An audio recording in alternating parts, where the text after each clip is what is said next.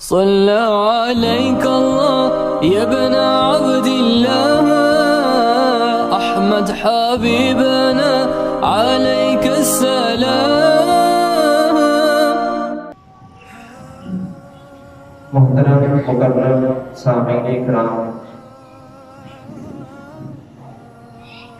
اس دنیا میں انسان کو جو سب سے بڑا چیلنج درپیش ہے وہ اپنے ایمان اور اسلام کی حفاظت کرنا ہے۔ اللہ تعالیٰ نے انسان کی آزمائش کے لیے جہاں ایمان کی تلقین کی، اس کی ہدایت پیش کر دی، اسلام کے طور طریقے اور سنتیں واضح کر دی، وہیں پر ان چیزوں کی آزمائش کے لیے اللہ رب العزت نے شیاطین، وہ اصل شیطان ہو یا انسان کی صورت میں شیطان ہو، وہ بھی دنیا میں رکھے ہیں۔ وَهَدَيْنَاهُ النَّجْدَيْنِ، اللہ رب العزت نے انسان کو راستے کی طرف رہنمائی بھی کی ہے۔ وَهَدَيْنَاهُ السَّبِيلَ إِمَّا شَاكِرًا وَإِمَّا كَفُورًا، اللہ فرماتے ہیں اسے راستہ دکھا دیا ہے، چاہے شکر گزار بن جائے، چاہے منکر اور ناشکرا بن جائے۔ تو اللہ نے جہاں انبیاء کے ذریعے ہمیں تعلیمات ارشاد فرمائی ہے، وہیں پر ہماری آزمائش کے لیے ہمیں ایمان، اسلام اور دین کے معاملے میں آزمانے کے لیے باطل قوتیں بھی ساتھ ہی موجود ہیں، اور یہی انسان کا اصل امتحان ہوتا ہے کہ وہ کس جانب ہے، اللہ رب العزت کی طرف، اللہ کے دین کی طرف، یا شیاطین اور ان کے بتائے ہوئے راستے کی طرف۔ ہمارے ایمان کو جو سب سے بڑا چیلنج درپیش ہے، سب سے بڑا جو فتنہ ہے، وہ بے حیائی کا فتنہ ہے۔ حضرت عبداللہ بن عمر رضی اللہ تعالیٰ عنہ نے ارشاد فرمایا، کہتے کہ الایمان والحیاء قرانا، کہ ایمان اور حیا داری، بندے کا اسلام کی حدود میں رہتے ہوئے حیا پر قائم رہنا اور ایماندار رہنا، یہ کہتے ہیں اکٹھی دو چیزیں ہیں۔ یہ نہیں ہو سکتا کہ ایک بندہ ایماندار ہے اس میں حیا نہ ہو، یا ایک حیادار ہے اس میں ایمان نہ ہو، یہ ممکن ہی نہیں ہے۔ بندہ جو ایماندار ہوگا وہ لازمی طور پر حیادار بھی ہوگا، اور جو حیا والا انسان ہے یہ پکی بات ہے کہ وہ صاحب ایمان بھی ہوگا۔ وَإِذَا رُفِعَ أَحَدُهُمَا رُفِعَ الْآخَرُ، جب ایک صفت بھی بندے سے ایمان اور حیا میں سے ختم ہو جائے، دوسری اللہ تعالیٰ خود بخود بندے سے ختم کر دیتا ہے۔ مطلب اگر بندہ حیادار نہیں ہے، اس کا مطلب یہ ہے کہ جس بندے کا حیا رخصت ہو گیا، اللہ اس کے دل سے ایمان کو بھی اٹھا لیتا ہے۔ اس لحاظ سے ہمارا ایمان اور حیا کا بڑا گہرا تعلق ہے۔ اگر ہم میں، ہماری نسلوں میں، ہماری اولاد میں، ہمارے معاشرے میں بے حیائی عام ہو رہی ہے، تو اس کا دوسرا مطلب یہ ہے کہ ہم سے ایمان رخصت ہو رہا ہے۔ حضور اکرم صلی اللہ علیہ وسلم نے فرمایا کہ لا یزنی الزانی حین یزنی وہو مؤمن، یہ کیسے ہو سکتا ہے کہ ایک بندہ زناکار، بدکار ہو اور وہ ایمان والا بھی ہو؟ یہ حضور اکرم صلی اللہ علیہ وسلم ارشاد فرما رہے ہیں کہ ایسا ممکن ہی نہیں ہے کہ بدکار، بے حیا، زناکار ایک انسان ہو اور اس میں ایمان باقی رہ جائے، یہ کبھی نہیں ہو سکتا۔ جب انسان ایسی بے حیائی کی طرف آتا ہے تو اسی طرح اس کا ایمان بھی اس سے رخصت ہونا شروع ہو جاتا ہے۔ تو اس لحاظ سے ہم دیکھیں ہمارے اس معاشرے میں سب سے بڑا جو ہمارے لیے مسئلہ بنا ہوا ہے، اپنی ذات کے لیے، اپنی نسل کے لیے، اپنے بچوں کے لیے، اپنی عورتوں کے لیے، وہ چیلنج یہ ہے کہ ہم ان میں حیا کیسے باقی رکھ پاتے ہیں۔ ہر طرف ایسے فتنے پھیلے ہوئے ہیں کہ انسان کو بے حیائی کی دعوت مل رہی ہے۔ سب سے بڑی چیز یہ کہ ہمارے ہاتھ میں جو موبائل ہے، ہمارے بچوں کے پاس جو موبائل ہے، اس میں کون سی ایسی چیز ہے جہاں تک ہماری رسائی نہیں ہے؟ کون سا ایسا فتنہ ہے جو یہاں پر ہم تلاش نہیں کر سکتے؟ آپ بازاروں میں جائیں تو وہاں پر آپ دیکھیں گے کہ جگہ جگہ پر بے حیائی کے فتنے ہیں۔ یہ جو بورڈز لگے ہوتے ہیں، اشتہاری بورڈ ایڈورٹائزمنٹ کے لیے، وہاں پر کیا ہوتا ہے؟ سمجھ یہ لیا گیا ہے کہ جب تک کوئی برہنہ عورت کی تصویر نہ ہو تب تک ہماری کوئی پروڈکٹ چل ہی نہیں سکتی۔ یہ ہمارے معاشرے کے ایک عام چلن ہو چکا ہے۔ ٹی وی پر آپ بیٹھے کوئی خبریں سننے کے لیے کوئی بیٹھ اپنی اپنی جو بھی کسی کی دلچسپی ہے، تو وہاں پر لازمی طور پر یہ ہے کہ اس انسان کو بے حیائی سے واسطہ لازمی پڑے گا۔ آپ اخبارات دیکھ لیں، رسائل دیکھ لیں، ہر جگہ پر برہنہ تصویریں، بے حیائی کی دعوتیں، وہاں پر اس کی ایڈورٹائزمنٹ، سب کچھ عام ہے۔ آپ موبائل کی کوئی ایپ کھول کر دیکھ لیں، وہاں پر بھی یہ سب کچھ ملتا ہے۔ جب بے حیائی خود ہمارے دروازے پر چل کر پہنچ چکی ہے تو پھر اس سے بچنے کا راستہ کیا ہے؟ یہی بڑا چیلنج ہے جس سے ہم نے نپٹنا ہے۔ اپنی نسلوں کو اس سے بچانا ہے کہ وہ بھی حیادار بنے اور اپنے ایمان کی حفاظت کر سکے۔ آپ بچوں کے معاملے میں دیکھ لیں کہ جب بچے ذرا چھوٹے ہوتے ہیں، ہم اس عمر میں یہ سمجھتے ہیں کہ ہم بچوں کو کیا بتانا، یہ تو ابھی چھوٹے چھوٹے ہیں، اور ہم فخر کے ساتھ کبھی اپنی مرضی سے، اپنی مصروفیت ہے، بچہ تنگ کر رہے ہیں، ہم خود موبائل پر یہ گند بل بچوں کو لگا کر مصروف کر دیتے ہیں اور یہ سمجھتے ہیں کہ میں بچ گیا۔ یہ خیال نہیں ہوتا کہ ہمارے بچے کس طرف جا رہے ہیں۔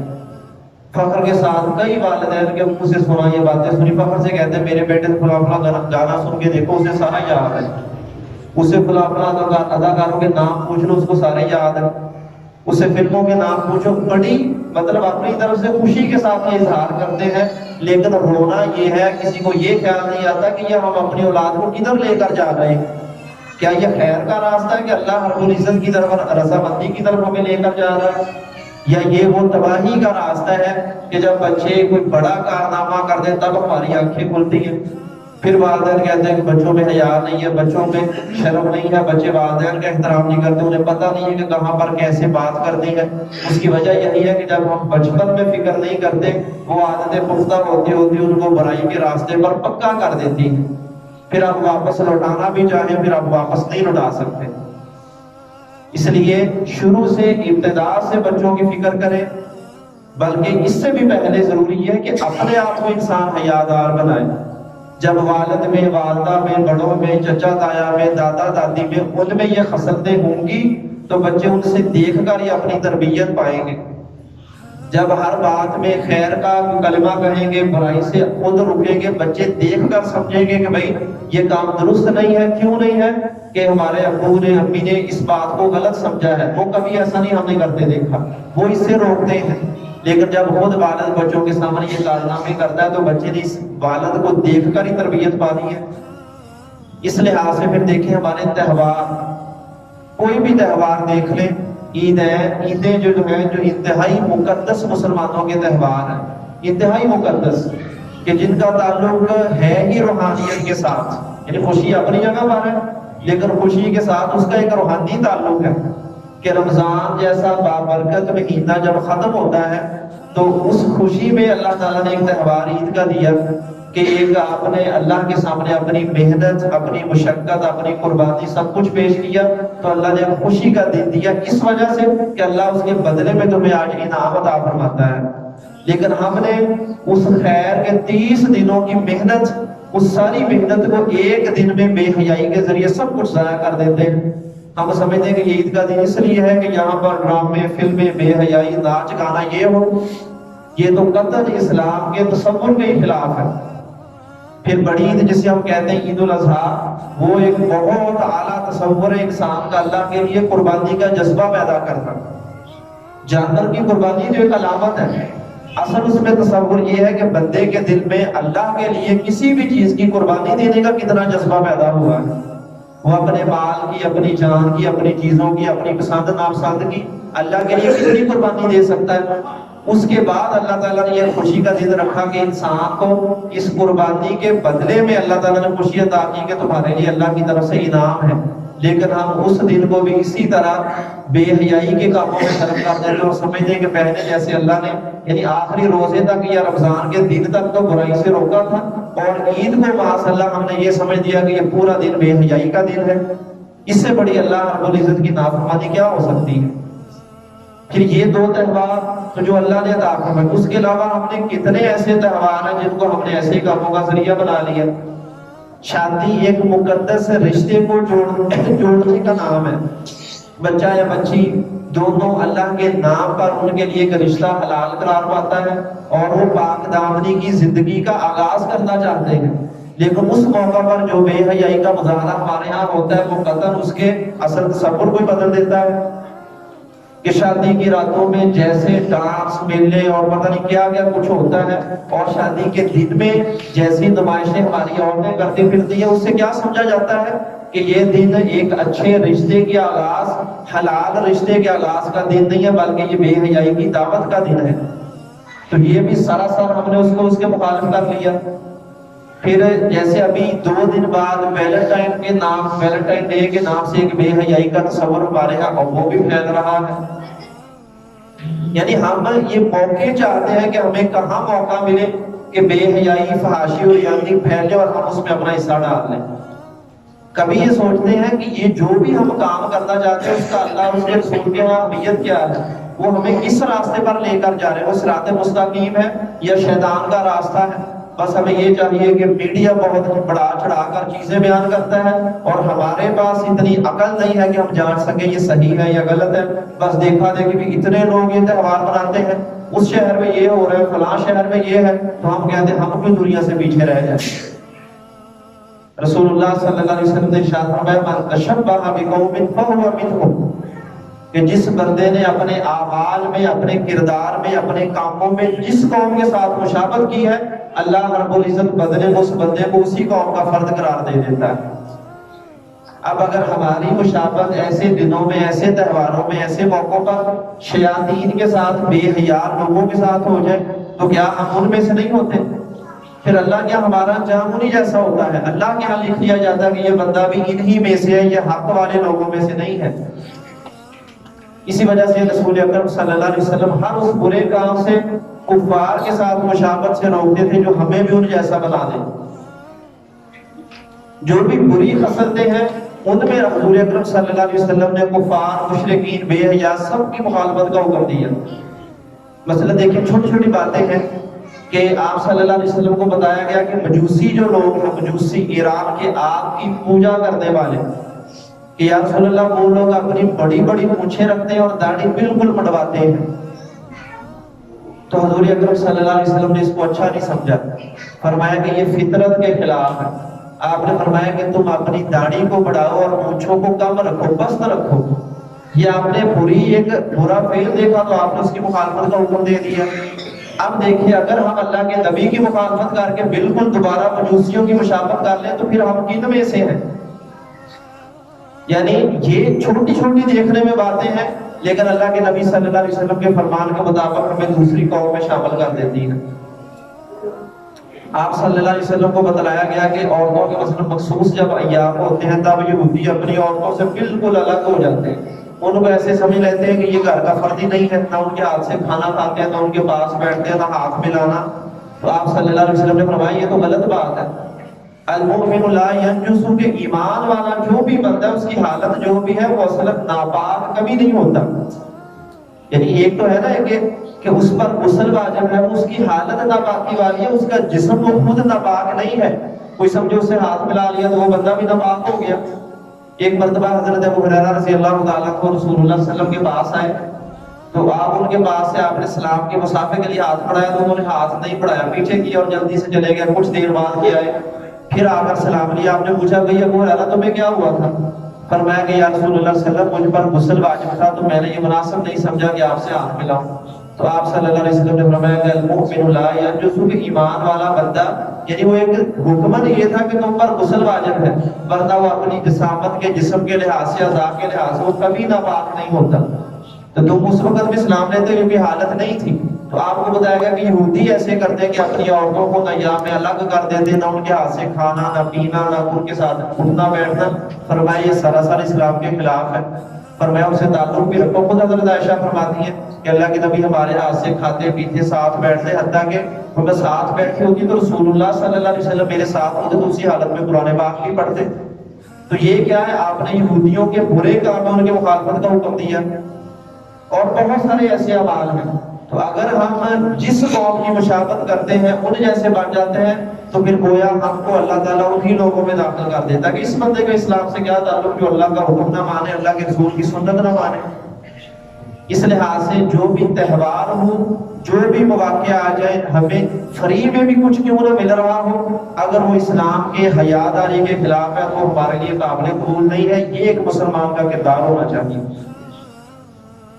ہم سمجھتے ہیں کہ جو چیز فری مل جائے گی پھر وہ شاید جائز ہے، اس کو جیسے چاہے کرتے پھریں۔ اگر موقع مل جائے بے حیائی کے کاموں کا، بے حیائی کو دیکھنے کا، تو ہم سمجھتے ہیں کہ اب شاید یہ ایسا موقع ہے کہ ملنا ہی نہیں، اب جی بھر کر بے حیائی کے کام کر لو یا بے حیائی کو دیکھ لو۔ یہی وہ آغاز ہوتا ہے جہاں سے شیطان حملہ کر کے ہمیں گمراہی کی طرف لے جاتا ہے۔ حضور اکرم صلی اللہ علیہ وسلم نے اس معاملے میں حیاداری کے معاملے میں بڑی نازک تعلیمات بھی ارشاد فرمائی کتاب و ہیں، سنت جہاں کا انسان نے دائی سوچا بھی نہیں بیت ہوتا، الحکمہ۔ جس کو ہم کچھ سمجھتے ہی نہیں ہیں۔ لا یخلون رجل بامرأۃ الا کان ثالثہما الشیطان۔ فرمایا کہ کبھی بھی ایک مرد ایک عورت کے ساتھ تنہائی میں جا کر بھی گفتگو نہ کرے، جب بھی وہ ایسا کرے گا تو ان کے ساتھ تیسرا لازمی طور پر شیطان ہوگا۔ وہ شیطان ان کو ورگلائے گا، برائی کی دعوت دے گا، دل میں وسوسہ ڈالے گا اور وہ برائی کے لیے چل پڑیں گے۔ اس کا مطلب کیا ہے اس حدیث مبارکہ کا؟ یعنی اس کا مطلب فقط یہ جسمانی طور پر نہیں ہے کہ ہم کہیں کہ ہم دو مرد و عورت ہیں وہ الگ ہو کر بات نہ کریں، فون پر اجازت ہے، ویسے رابطے میں اجازت ہے۔ جب ہم تنہائی میں یہ کام کسی ادنا سے درجے میں بھی ایسا کام شروع کریں گے، شیطان لازمی طور پر ان دو لوگوں کو گناہ کا ارتکاب کروا بھی ہٹے گا۔ گناہ کا آغاز کہاں سے ہوتا ہے؟ جس کام کو ہم کچھ سمجھتے نہیں ہے، کہتے ہیں یہ بھی کوئی گناہ ہے، بات کرنے میں کیا حرج ہے؟ حالانکہ واقعتاً کوئی حرج والی بات نہیں، ضرورت ہے، باتیں ہوتی بھی ہیں، لیکن غیر ضروری طور پر ایسے تعلقات بنے اور ایک دوسرے کے ساتھ یہ جیسے کہتے ہیں کہ ان تعلقات کو استوار کیا جائے اور سیر و سیاحت کے نام پر، تعلیم کے نام پر بچے جائیں اور وہاں سے ایک نیا حرام رشتہ لے کر آ جائیں اور حرام کا ارتکاب کر بیٹھے، تو پھر والدین کی آنکھیں کھلیں، تب تک تو کہتے ہیں منو پانی پل کے نیچے سے گزر چکا ہوتا ہے، تب واپسی کا کوئی راستہ نہیں ہوتا۔ اس لیے اسلام نے ابتدائی قدم پر بتایا کہ اپنے بچوں کو حیاداری کی تعلیم ابتدا سے دیں۔ حضور اکرم صلی اللہ علیہ وسلم ایسے ہی حج کے موقع پر ہیں، آپ کے ساتھ آپ کے چچا کے بیٹے حضرت فضل بن عباس ہیں، جو سواری پر سوار ہے، وہ خود حدیث کے الفاظ صحیح بخاری میں وہ خوبصورت بچی انسان تھے، البتہ عمر چھوٹی تھی۔ تو آپ صلی اللہ علیہ وسلم سے لوگ آئے، مسئلے پوچھنے لگے، عورتیں بھی تھی، مرد بھی تھے۔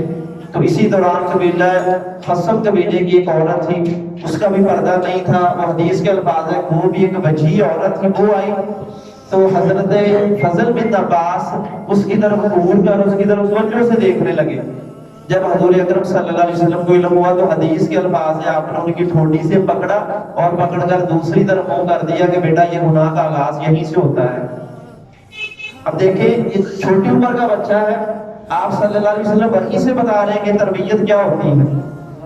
اس لحاظ سے اپنے بچوں کو یہ تلقین کرنا، حیا پر قائم رکھنا، حلال اور حرام رشتوں کا بچانا، محرم اور غیر محرم رشتوں کی تمیز بتانا، ابتدا سے پردے کی تلقین کرنا، اور اللہ رب العزت نے جو بتلایا بڑی تفصیل کے ساتھ اللہ نے بتایا کہ جب کبھی عورتوں کو بات کرنی پڑے، اسلام نے بات کرنے سے نہیں روکا، اس انداز اور لہجے سے روکا جو گناہ کی طرف لے جانے والا ہے۔ فرمایا کہ اگر عورتوں سے مردوں کو یا مردوں سے عورتوں کو بات کرنی پڑے، گھر میں کوئی آ جائے تو پردے کے پیچھے سے بات کریں اور ان سے اس لہجے میں بات کریں کہ سننے والا کوئی بندہ اگر خود ہی پہلے اسی طرح فحاشی و ریاضی کا مریض ہو، اس کا مرتکب ہو، اس کے دل میں کوئی ادنا درجے کا بھی شبہ نہ پیدا ہو جائے کہ وہ سمجھے کہ آپ کو کوئی دعوت گناہ ہے، اس لہجے میں بات کی جائے۔ یہ اسلام چھوٹی چھوٹی تعلیمات دیتا ہے۔ پھر والدین کے بارے میں اپنے بچے تھوڑا سا جوان ہونے لگے ان کے بستر الگ کرنے کی حکم دیتا ہے، تھوڑا سا جوان ہونے لگے تو یہ بھی تعلیم دیتا ہے کہ والدین کے کمرے میں بھی جانا ہے تو وہاں بھی اجازت لے کر جاؤ، اپنے گھر میں داخل ہونا ہے تو ایسے محسوس کروا کے جاؤ کہ کوئی گھر میں مرد آ رہا ہے، گھر والوں کو علم ہو جائے۔ یہ ایسے اس طرح فرمایا کوئی نہ تو مرد عورت سے الگ ہو، بلا وجہ الگ ہو کر باتیں کر رہے، نہ ہی کوئی مرد اور عورت ایک بستر پر جمع ہو۔ یہ دیکھیں یہ تعلیمات ایسی لگتی ہے کہ اسلام نے یہ کیا بتایا ہے، حقیقت یہ ہے کہ جہاں پر خدشہ تھا، جہاں پر فتنہ تھا، رسول اللہ صلی اللہ علیہ وسلم نے نام لے کر اس کو پہلے ہی واضح کر دیا ہوا۔ صحابہ اکرام کو آپ نے فرمایا کہ بھئی چوکوں چوراہوں میں کھڑے نہ ہوا کرو۔ کچھ لوگ کہنے لگے، صحابہ کہنے لگے کہ یا رسول اللہ کچھ ضرورت بھی ہوتی ہے، کسی ضرورت کی وجہ سے کھڑے ہونا پڑتا ہے، تو آپ صلی اللہ علیہ وسلم نے فرمایا کہ اگر بہت ضروری ہے تو پھر راستے کا حق ادا کرو۔ صحابہ نے پوچھا کہ یا رسول اللہ راستے کا حق کیا ہے؟ فرمایا کہ راستے کا حق یہ ہے جو تم پر واجب ہے کہ اپنی نظروں کو نیچی رکھو اور اپنے آنکھ سے اپنے اعضاء سے کسی کو تکلیف نہ دو۔ اگر کوئی انسان بھولا پڑ گیا تو اس کو صحیح راستہ بتا دو، نیکی کا حکم دو اور برائی سے لوگوں کو روک دو۔ اب دیکھیں اگر ہم میں سے کسی نے چوکوں چوراہوں پر کھڑے ہونا ہے تو ان 5 شرائط کو پورا کر لیں تو شریعت کی طرف سے اجازت ہے۔ اب دیکھیں ہمارے بچے، ہماری نسل جو چوکوں چوراہوں میں کھڑے ہوتے ہیں کسی ایک بھی بات پر عمل کرتے ہیں جو اللہ کے نبی نے 5 باتیں بتائی ہیں؟ کیا یہاں پر لوگ اپنی نظروں کو نیچی رکھ کر کھڑے ہو سکتے ہیں؟ ہر آنے جانے والوں پر نظریں ہوتی ہیں اور اس کے بارے میں تبصرے ہوتے ہیں اور اس کی خوبیاں خامیاں بیان کی جاتی ہیں۔ کیا کہیں وہاں رستوں پر کھڑے ہو کر کوئی دین کی اچھی بات کسی کو بتلاتا ہے یا کسی کو گناہ سے روکتا ہے؟ جب ہمارے پاس اس میں سے ایک بھی خصلت نہیں ہے تو پھر ہم چوکوں چوراہوں میں کھڑے ہونے کے حقدار بھی نہیں ہیں۔ یہ رسول اللہ صلی اللہ علیہ وسلم نے بتلایا ہے۔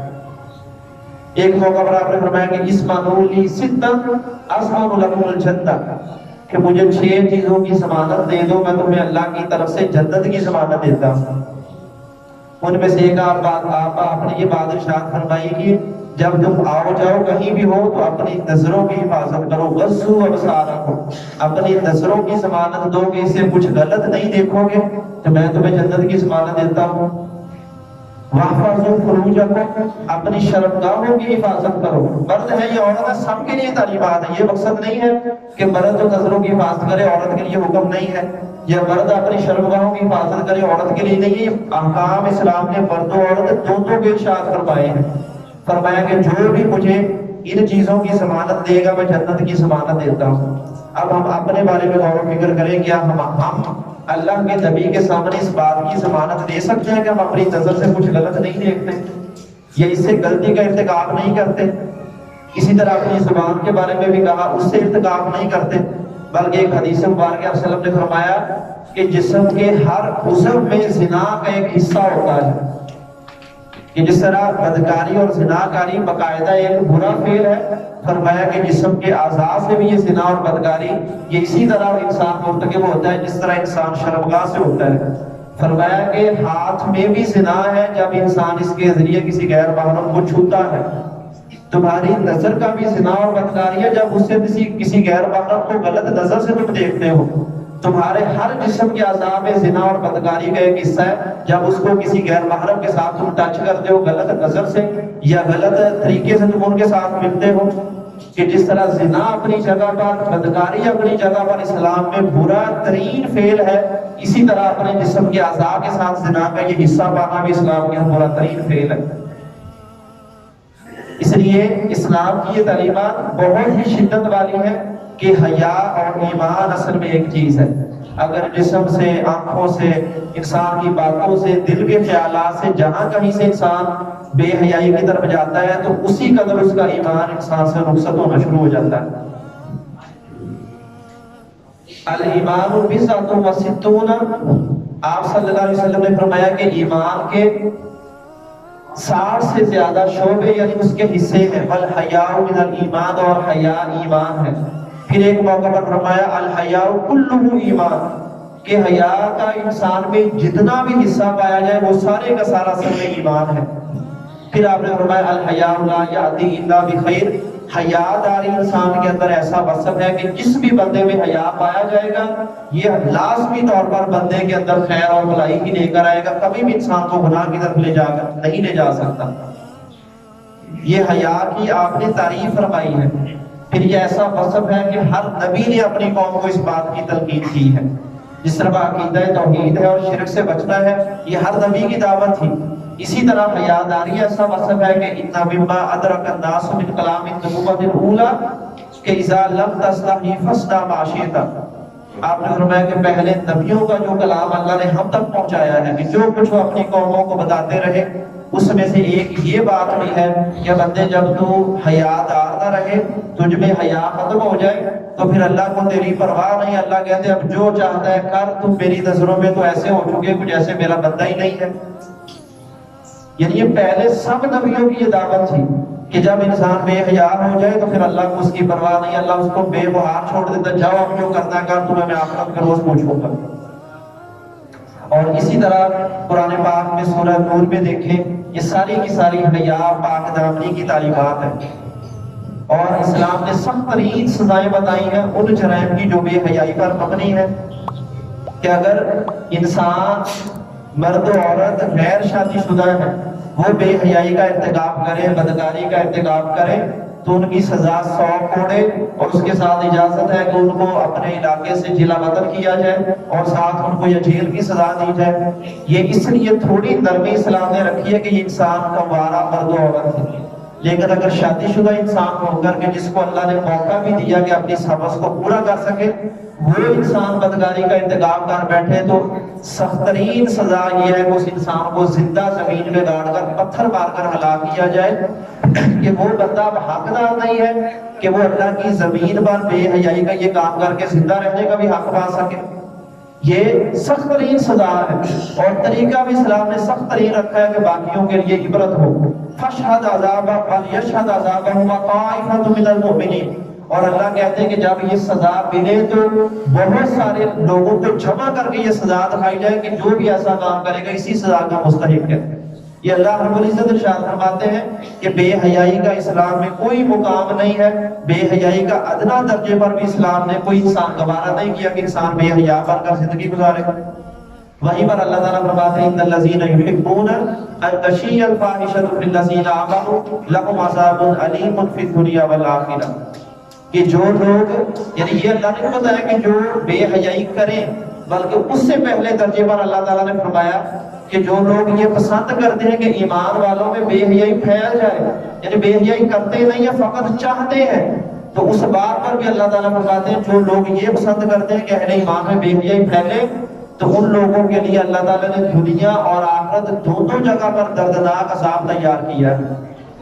آخرت میں ملنا ہے وہ تو کوئی شک والی بات نہیں، دنیا میں بھی انسان، اس انسان کو اللہ تعالیٰ عبرتناک طریقے سے دنیا میں ذلیل اور رسوا کرے گا۔ یہ اللہ ہی بہتر جانتا ہے کہ اللہ کیسے کرے گا، اور یہ کس بات پر ہے؟ فقط چاہنے پر، کہ جو انسان چاہے کہ لوگوں میں یہ بے حیائی فحاشی کی باتیں پھیلیں، اور اندازہ کرے پھر جو یہ کام کر بیٹھے اس کے لیے اللہ کے ہاں کیا دردناک عذاب ہوگا، یہ فقط انسان سوچ نہیں سکتا، اور اللہ رب العزت جانتا ہے کہ اس کے لیے کیا سزا رکھی ہے۔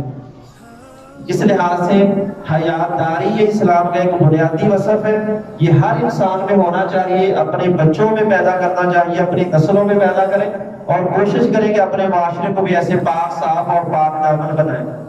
جو انسان اس کے لیے کوشش کرتا ہے اس کے لیے بھی اللہ رب العزت کا بڑا مقام ہے۔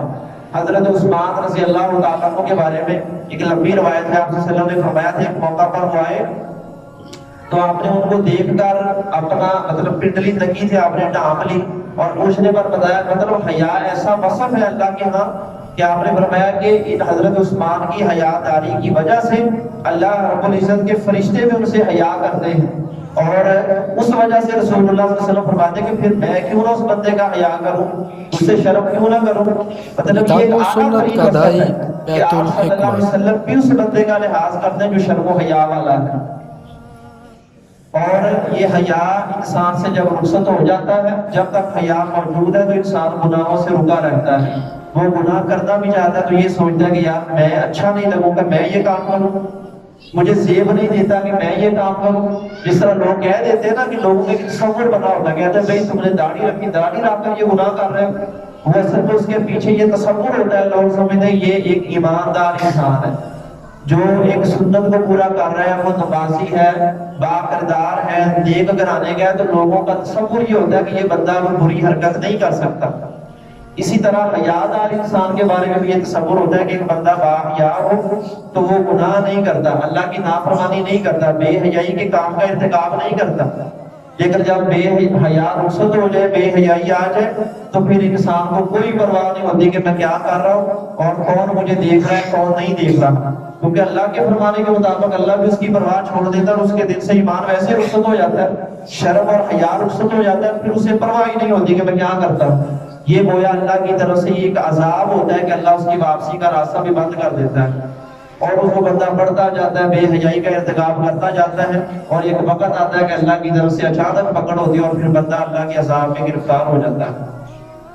آپ صلی اللہ علیہ وسلم نے فرمایا کہ ان اللہ حیی کریم، کہ اللہ رب العزت سب سے زیادہ حیا والا ہے، سب سے زیادہ پردہ پوشی کرنے والا ہے، اور یہی دو خوبیاں اللہ تعالیٰ اپنے بندوں کے اندر بھی پسند کرتا ہے، اس کا بندہ باحیا ہو اور وہ عیبوں کی پردہ پوشی کرنے والا ہو۔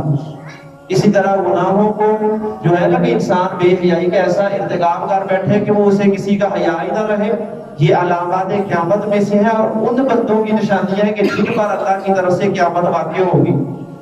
آپ صلی اللہ علیہ وسلم نے یہ فرمایا ہے، احادیث موجود ہے کہ جب سورج مشرق کی بجائے جس روز مغرب سے نکلے گا، اس روز کے بعد اللہ تعالیٰ انسان کے لیے توبہ کا دروازہ بند کر دے گا۔ بعد میں کوئی توبہ کر بھی لے تو اللہ کے ہاں اس کی توبہ قبول نہیں ہوگی، اور جو اہل ایمان دنیا میں ہوں گے تو اللہ کی طرف سے ایک ہوا چلے گی، ان کے ذریعے ان کی روح قبض ہو جائے گی، پھر دنیا میں فقط گندے، لچر، بدماش، بے حیا اور بدکار ایسے گندے لوگ دنیا میں باقی رہ جائیں گے، اور ان کے بارے میں فرمایا کہ جب ایسے لوگ ہوں گے تو ان میں یہ زنا، بدکاری، بے حیائی اتنی عام ہوگی، وہ گلیوں بازاروں میں جانوروں کی طرح اس فعل کا ارتکاب کریں گے، اور ان میں سے اچھا، اپنے میں سے اچھا بندہ وہ سمجھا جائے گا جو بدکاری سر عام کرنے کی بجائے چھپ کر لے۔